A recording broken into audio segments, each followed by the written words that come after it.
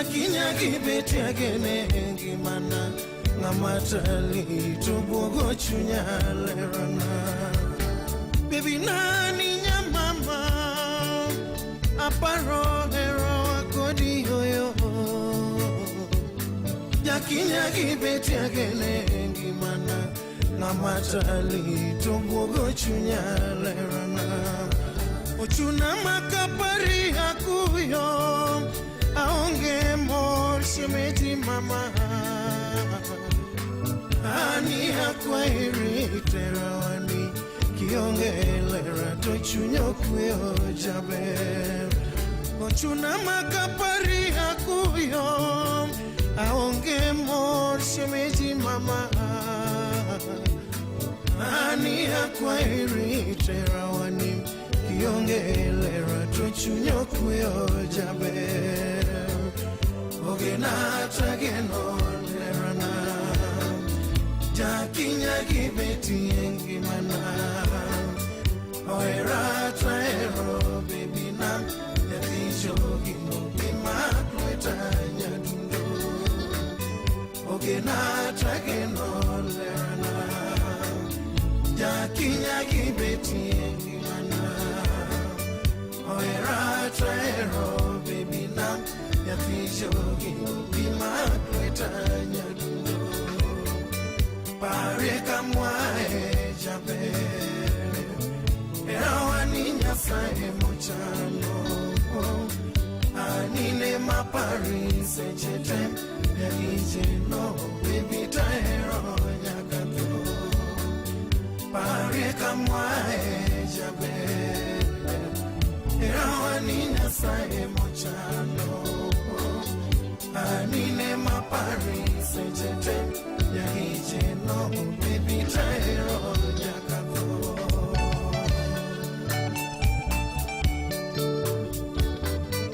Barista Mbomu Johnny Junior Brobiro ni full dose kanya kuramogi kawase winjo weche manyien Adimba asaparo marodhiambo ose chopo kaendi Maramogi Radio Ramogi Karchun Jaluo Matuch e kor gwenge gi Roda Odhiambo. Machiegni jakom mar duol mar gavana sama bende en gavana mar kaunti ma Wajir Ahmed Abdullahi opwoyo okang' ma sirikal okawo mar keto kare chenro mar kedo kod oro e pacho kae. Gavana Abdullahi wacho ni counties mathothne oro jakwako ga sani kale midhiero maduong' mar oro. County drought mitigation and disaster management committees and scaled up early warning and coordination mechanisms. In many counties, there are ongoing interventions that include water tracking, water rehabilitation, and protection of strategic water sources. There is counties that are also attempting to do livestock feed supplementation and food assistance and targeted social protection for vulnerable households. Magino wache kinde romo mabende ne gibedo godo koda jalupa jatend piny e pare makarena mano kanyo Ngire Kithure Kindiki ka jalup jatend piny Ngire Kithure Kindiki bende koro singo ne jo Kenya ni nitiere chiemo moromo pi kod chanjo mar jamni mago mag kedo kod oro e pacho kae. Kolero ni kuom ndalo mohewo 30 sirikal oseketo tenge omenda maromo shillings bilion 6 mar konyo duoko piny midhiero mikelo kod oro ka bilion 2 mamoko tibiro chiw dwe ka dwe ne chenro makamano. Bende okwayo jochiw sir mamoko kod jokanya sekta no mondo chiw sir mar neno ni gikedo chuth kod oro e pacho kae. And therefore there should be no panic in the country. During the holiday season, I spent a bit of time with the National Treasury and the ministry responsible for special programs. There is intervention that has already been done. Towards the end of December, the National Treasury released 2.5 billion Kenya shillings to the Special Programs Department. 2 weeks ago, actually last week, another 3.5 billion shillings was released to the Special Programs Department, bringing the contribution of the Kenyan government in the last 1 month or so on this issue to 6 billion Kenya shillings. Kenya has already made the commitment for 4 billion shillings every 30 days. Obila koda tenda loch nanga mawuok e alwora mar Miwani e sub-county ma Muhoroni opuko kuong ma okopuodhi moingo litas 1,000 mabende ne giyuda pedha mabende ne gitimo e gwenge mag Obumba kod Ombei.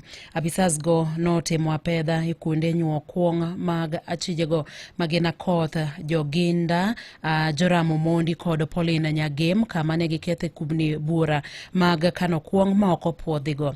Kata kamano kalure kod lipot mar obila achijego noringo molal ka ging'ada ura moro mantiere machiegni gi kanyo mondo mi ne kik makgi ka obila koro wacho ni pod gidhi nyime gitimo pedha ne achijego ka lweny mar kedo kod kuong ma okopuodhi sub-county no bende koro gidhi godo nyime.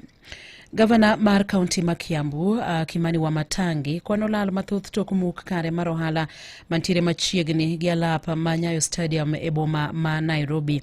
Wamatangi otudo tema kamano kod ywaruok e weche mag siasa e kaunti ma Kiambu. Gavana no wacho ni nochako timo ohala kanyo e higa mar 1994. Wamatangi wacho ni obiro tuwe kuom ndalo 40 kolemo mondo mi oyud duoko e wi gimomiyo isande. Kwa siku 40 nitakaa hapa kwa hii mabati yenye wamenibomolea kazi yangu 40 days na nitafast bila hata kukunywa maji. Nikikaa hapo mchana na usiku mpaka jawabu na jibu itoke ya kwa nini mimi ninakuja kuteswa. Ni makosa gani nimefanya? Kama sitambua ni makosa gani, basi nyinyi mtakuja kunitoa hapo. Kama jibu haitakuja nitapanda hapo juu, nitakaa hapo mchana na usiku for 40 days fasting until the truth and until justice is done to me. I want to know what is this that I have done. What is it? Ni kitu gani nimefanya ya kwamba hata kwa nyumba yangu siwezi kukaa na amani, kazini siwezi kwenda na amani. Sasa mpaka hata hapa kazi Nairobi siwezi kukuja na amani, siwezi hata kwenda kwa mikutano zangu, kazi ziwezi fanya. Ni makosa gani jameni nimefanya ambaye kila saa lazima niandamiwe? What is it? Yeah. Joneno wacho ni obila ne tiyo koda teko mathoth kod iro malungo wang'e daro jotich kapok ne gichako muko kar ohala no ka nyamburko mohewa abich no kethi e kinde chenro makamano. Johala kod jodak okwedo mokalo tim makamano. Hii mambo ilianza saa 6 usiku ndo watu wanafukuzwa mpaka huko kwa barabara. Kuna zenye hazijabomolewa, kwa hivyo inaonekana ni kama kuna jambo fulani lenye limesababisha haya mambo. Mwenye gari alikuwa ameleta ili yoshwe, tayari amekuja kuichukua akapata tayari imefanya nini, imeharibika, na hizo zingine hazijaguzwa. Sasa tunaona hiyo ni vita ya kisiasa. Sasa tuwakasifu sana, hatujafurahia na kitendo hiyo. Riwruok mar lakteche manoke MPDU bade ma Nairobi sayo mokalo gavana mar kaunti ma Nairobi Johnson Sakaja kuom rem chopo dwachgi kotelnegi kod jagoro margi Laktar Malindi Chao. Lakteche go mabende osebedo ng'anyo kuom ndalo 28 sani olero ni gima bende gidwaro en mana osara kod okumba maber mar thieth. 19th, we actually started our strike on 19th December and until today we are still out of the hospitals. And this was led because in early 2025, that's in February, we had gone on strike for 39 days. We went back, we negotiated, we signed a return to work agreement. Unfortunately, out of the many and the long list, it's only one thing which the county managed to fulfill. That's giving us the confirmation letters. And it's not like they did anything extraordinary, no. The confirmation letters, these doctors were due for their confirmation letters. Unfortunately, they never got them. So out of the 12 things which we had, that's the only thing they have fulfilled. Currently, as we speak, today is 14th, and we don't have salary. Shame. Imagine shame. We don't have salary, we don't have insurance. In fact, insurance cover was just activated yesterday. So from 9th to yesterday 13th, we didn't have a cover. So in Nairobi, you are a parent, you have a family depending on you, you don't have a salary. 14th of January, you don't have a salary, your kids have gone back to school, your landlord is waiting on you, the list is endless. How do you expect us to survive in this Nairobi? Governor, yani salary, mshahara. All we are saying that wananchi wa Nairobi hakuna madaktari hospitali.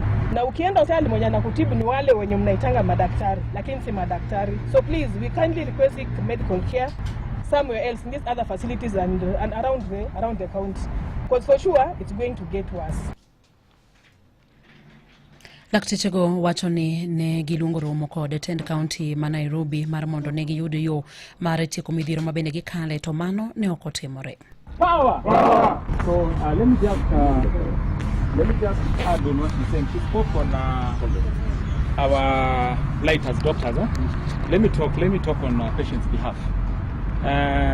These people, as our secretary has just said, they called us for a meeting on the 7th or 8th. Went for this meeting, then suddenly they realized government is launching something at Uhuru Park, title deeds or bursaries. And then a whole health department decided their priority was to go and witness the governor issue this. Shame. It's bad. But they requested us, we give them time, they'll come back in the afternoon. We waited in town because to us, lives matter. Do you know what they told us? After that whole event, they told us they went for a catch-up meeting with the governor. After that, they overheard. Kawadhi nyime ni maneno gai mar do David Maraga koro dwaro mondo miyo ochunga kuom ndalo moko lai mar somo manyien mar CBE, kowacho ni laino ni kod fuoka kod midhiero mapoda okwake. Maraga wacho ni lai mar somono osekelo pek maduong' ne jopuonjre kod jonyuol. Maraga mabende en jatend duond bura mar United Green Movement Party kendo dwaro bedo jatend piny yiero maduong' mar higa mar 2027 ojo sirikal mondo miyo rang kendo lai mar somono kendo nywando pach jokanyo duto e sekta mar somo. Seo mokalo sirikand Kenya Kwanza kuom rango midhiero mokwako chenro mar rwako jopuonjre mag grade 10 e skunde. Has not been undertaken after public participation and proper consultation. That's why it is so shambolic. We are going to have to plan a system that works for everybody, a system that leaves nobody behind. And you know, that is not something you can do overnight. You need to get all the stakeholders in the education system, starting with the parents, the teachers, and the experts in that, so that you come up with an education system. You know, we were following the British system. We changed from that system to 844. We changed from 844 to CPC and now CPE. Our neighbors have not done that. But we have changed. There could be good reasons for that. Imedo winjo matuch e kor gwenge gi Roda Odhiambo. Migao mar thieth kokalo kuom migao mar kedo kod tuo mar malaria komakore kod PMI Evolve olando chenro mar kuoyo yadh suna e kaunti ma Siaya mar duoko piny tuo mar malaria e kaunti no masani ochung'e atamalo 29. Chenro no biro chakore tarik 2 nyaka tarik 21 mar dwe mar 2 higani kogeto ute maromo 256 e kaunti no mangima. Kowuok kaunti ma Siaya, George Amolo miwalera mathoth ewi wachni. Kano wuoye kinde romo jokanyo e bwo chenro mar kuoyo yadh suna no ero e boma ma Siaya, ofisa ka riwruok midendo ni PMI Evolve Mikael Zedi Bore nofulo ni kaunti ma Siaya yier koluwore gi landruok mar tuo mar malaria ma pod ochung' e kwan atamalo 29 ma en mar 2 e pacho kae mangima tok kaunti ma Busia. Indoor residual spraying is one of the malaria control strategies or interventions that is being rolled out here in Siaya County and Busia County by the Ministry of Health to reduce the malaria burden. So it essentially involves spraying inside of houses where people are sleeping with an insecticide that kills mosquitoes. So at the end of the day, we have the malaria incidences going down. The prevalence of malaria in Siaya County was 29%, the second highest after Busia County, and that is the reason why Siaya has also been earmarked for indoor residual spraying. Ka coordinator mochung'ne weche mag tudruok e riwruok mar PMI no ero Mikae Catherine Onyango to tielo dwaro manitie mondo nywakne lwenj kedo gi tuo mar malaria kowacho ni gigeto ma ok tin ne kwan atamalo 85 mag ute manie Siaya County mangima e bwo chenro mar kuoyo yadh suna no ero. Go yadhni bochako tarik 2 dwe mar 2 to wabotieko tijni tarik 21 dwe mar 2. Koro wakwayo ni chieng' ma nyamrerwa onyisi ni odi dhi go yath, wakwayo ni mondo ng'ama duong' obede ot kanyo mondo rit joma go yath, nikech wabodwaro ni gik moko kaka chiemo gi pi mondo igol oko chieng'no kik yath dhi kuomgi what target would be 255,000 e county mar Siaya igani. Korka koreto director mochung' ne weche mag thieth mar oganda e county ma Siaya Kennedy Orwenjo oluwo ni yedhego puodhi kendo luoro moro amora ok onego bedie ka koro kwayo jotelo mondo bende otem wuoyo gi jopiny mondo mi kik tamre chenrono. Yien midhi tigo gi gin yien ma obedo recommended gi jo WHO. Joma dhi ti gi yien go be gin joma osetieg maber kendo gidhi bedo supervised. To ageno ni ka communities oyienwa mwadonje udi mwa spray nikech udi mwa target gin 256,000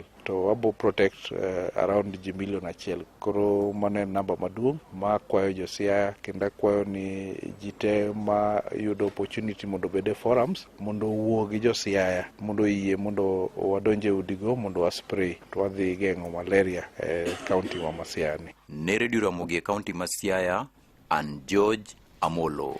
Gilipot ma George Amolo ne wabedo kelo giko mag weche mabende tuche kor gwenge gi lak seche gi to record James Rabala koro mo 11 ne weche manyien.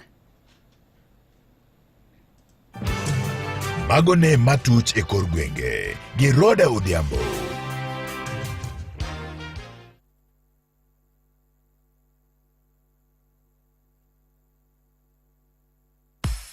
Dibed ni kute mamol, malak nyaka mafuyo aoyai maikwe e udi. En kinde mar kedo kodgi ka itiyo kod yath mar Red It. Ma en yath manigo kute mapiyo mana kadiemo wang'. Ne mathoth kete mana e chono mar mosquitich gi an oguyo tiacha. Pile ka pile, wuok tich nyaka tich abich. Red It kills dudus dead.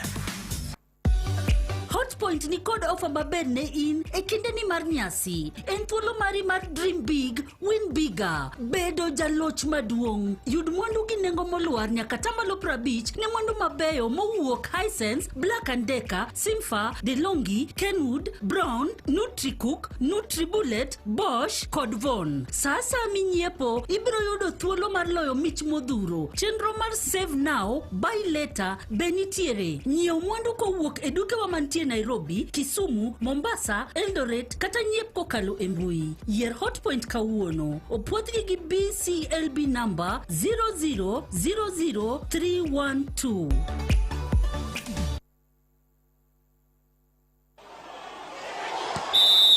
Weche tuke e Radio Ramogi. Machiegni e weche mag tuke en kweth mogik mar jotugo ma Kenya manche nodhi e tuke mar World Cross Country Championship e boma ma Florida e piny mar Amerika omole pacho ka okinyi ma kawuono kanolosi alap ndeke ma Jomo Kenyatta International Airport. Jaloch mar midila mar bronze Daniel Ebenyo owacho ni tugo mane gitugo nobedo maber kendo kete thuolo makare mokalo motelo ne tuke mamoko mabiro ma piny mangima. Kaluwore gi Ebenyo, piem makamano koro yawne sula manyien ka koro chano madhi e tuke mag World Half Marathon mabro timore Copenhagen dwe mar 9 higani. Nyawadgi Raymond Cheruiyot to nowacho ni obiro tiyo gi lony moseyudo sani e tuke mag Diamond League kaachiel gi mago mag Commonwealth. E weche mamoko bende ni kocha mar tim mar hockey mar St Anthony Kitale Kevin Lugalia sani koro wacho ne giikore makare madhi okang' machielo bang' wito tuke gi 5 mokwongo ma bende giwacho ni nobedo matek negi mokalo. Lugalia wacho ni nyaka sani jotugo 5 moko mane gin godo e tim margi mokwongo osewuok ka koro giseyudo jotugo madhi kaw thuolo margi kaluwore gi bedo ni ne gitimo penj mag klas 12 higa mokalo. This is something we used to. Like over the years, it has been players leaving, others coming in, fitting in. It's a cycle that we're getting used to. We lost a few players last year, not 5, but they're already replaced because every other year that is now what happens. And we've got the gig right. Bende nomedo wacho ni jotugo mawelo modonje kwethno ero gin jotugo man gi lony makare kendo mor ahinya ka koro giseyudo lony makare kinde gi eki mag nyasi mag yweyo. In terms of player vile wametoka nyumbani, the players are good, they're set to go, and we are lucky that we had some session over the holiday and we also opened school early just for our preparation, so the players are in good shape. To weche mamoko bende en ni jatugo Anton Semenyo wacho ni en gi geno ni mochako maber e tugo ma otugo ne tim mar Manchester City en gino mabiro miye mijing'o kendo biro medo loyo ne timno. Jatugo ne Roma wuok e piny Ghana ne oyudo transfer mar omenda maromo pound milion 65 kowuok e tim mar Bournemouth kendo en achiel kuom jotugo moseloyo e tuke duto mosetugo ne tim ne Roma Manchester City ka nyaka sani ne oloyo e loch mar gonde 2-1 mane gigoyo e tim mar Newcastle United otieno mokalo e tielo mokwongo manus final mar okombe mar Carabao. Semenyo bende noloyo gol e loch mar gonde 10-1 manche ne tim mar Manchester City ochwado go tim mar Exeter e tugo mar laro simbo mar FA chieng' Jumamos mokalo kendo obedo achiel kuom jogo ma bende nolo gol moro mano ranga minga e VAR kaeto doko kethi e St James Park. Ryan Chaki no medo gol mar 2 mano duono ageno mar joloch mokalo mag tugo noero kata okombe noero mar Carabao. Mago e weche tuke an Milton Ochieng'. Awinjo weche tuke e Radio Ramogi kar chuny jaluo.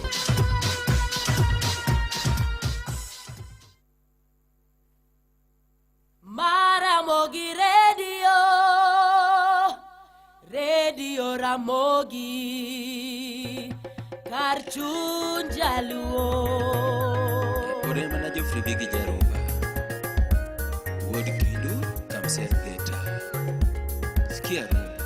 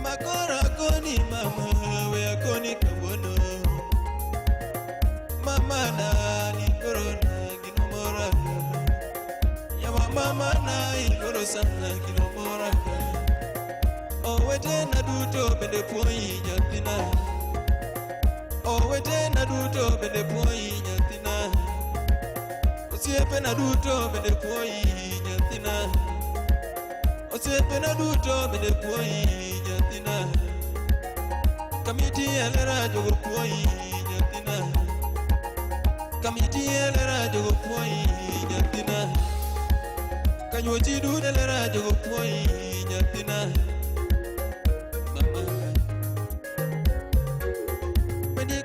tieko mama tumi koro loro wendi kora tieko wini gini koro loko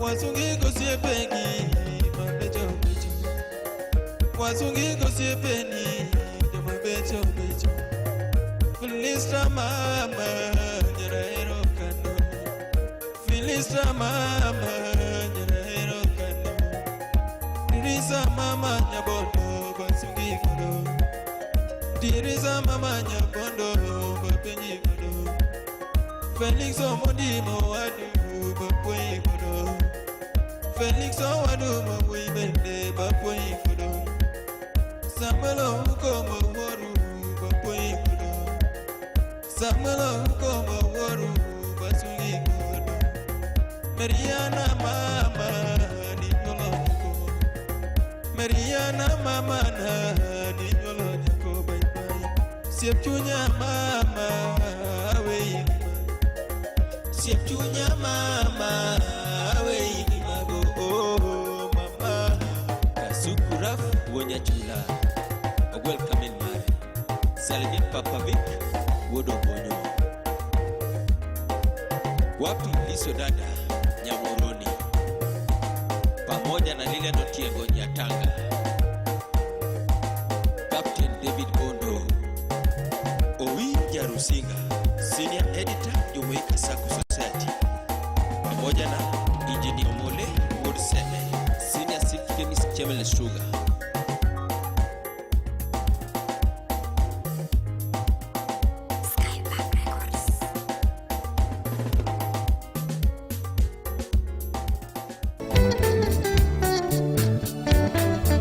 Wapi tu finyalego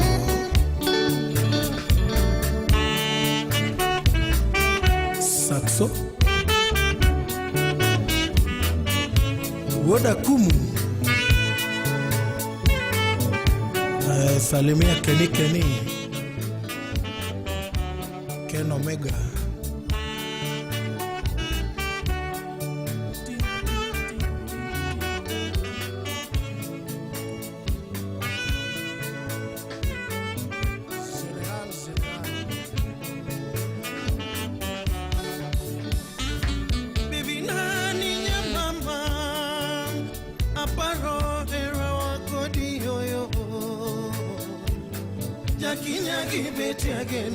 Gimana ngamatali tubugo chunyalerana Baby nani nyamama aparo hero akodi yoyo Jakinya gibeti agene gimana ngamatali tubugo chunyalerana Ochuna makapari akuyo aonge mor shemeti mama ani hakwa iriterawani kionge lera to chunyo kuyo jabe ochuna makapari akuyo aonge mor shemeti mama ani hakwa iriterawani kionge lera to chunyo kuyo jabe Ogena trageno lerana Jakinya gibeti engimana Oera traero baby nam Yavisho gino bima kwetanya dundo Ogena trageno lerana Jakinya gibeti engimana Oera traero baby nam Yavisho gino bima kwetanya dundo Pareka mwae jabe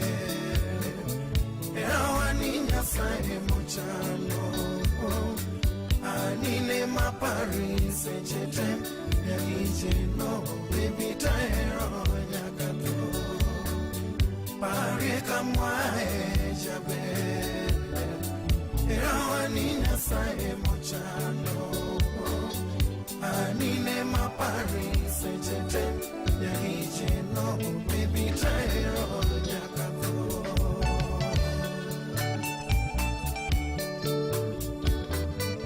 Barista Mbom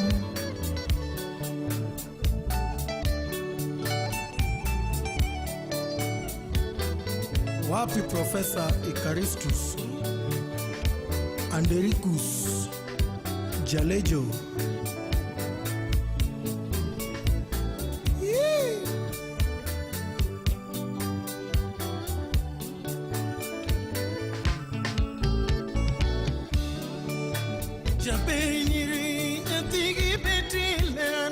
Titageno nyajodongo mama Jabiri nyatigi betile na titageno nyajodongo mama Dogera nisiga dire machunya tetete inyonga kaka monyongode nyamaro Jabera nisiga dire machunya tetete inyonga kaka monyongode nyamaro Kirani chanda kendo kideko jaber to bogo chunya nyagi yawoi mama Kirani chanda kendo kideko jaber to bogo chunya nyagi yawoi mama Seche mionge paronge ngaol kakuya kuya ana gwendra gipado nyagingo Seche mionge paronge ngaol kakuya kuya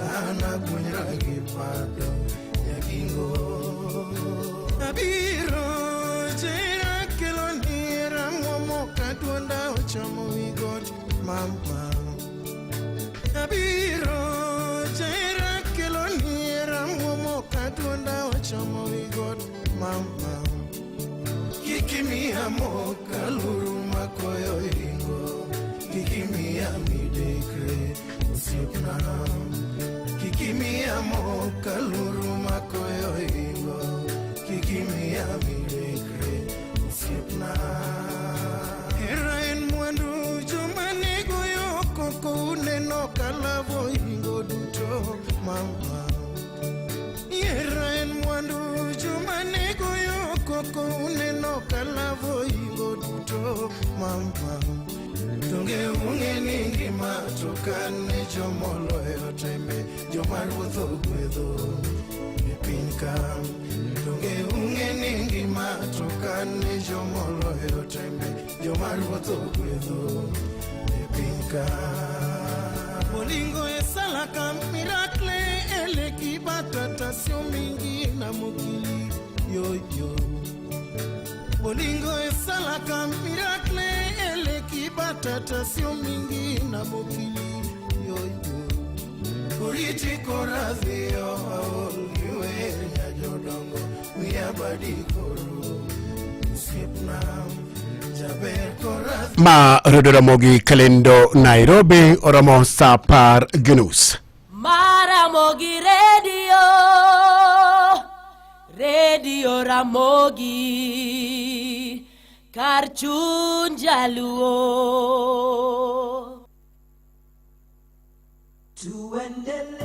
Tired of the old school way of opening a bank account? Say goodbye to long lines and endless paperwork.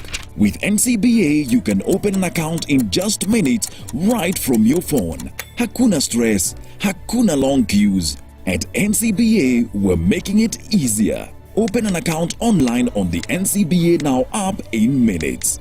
Download the NCBA Now app today to open an account, save and transact from anywhere at any time. Terms and conditions apply. NCBA Bank is regulated by the Central Bank of Kenya. NCBA. Go for it.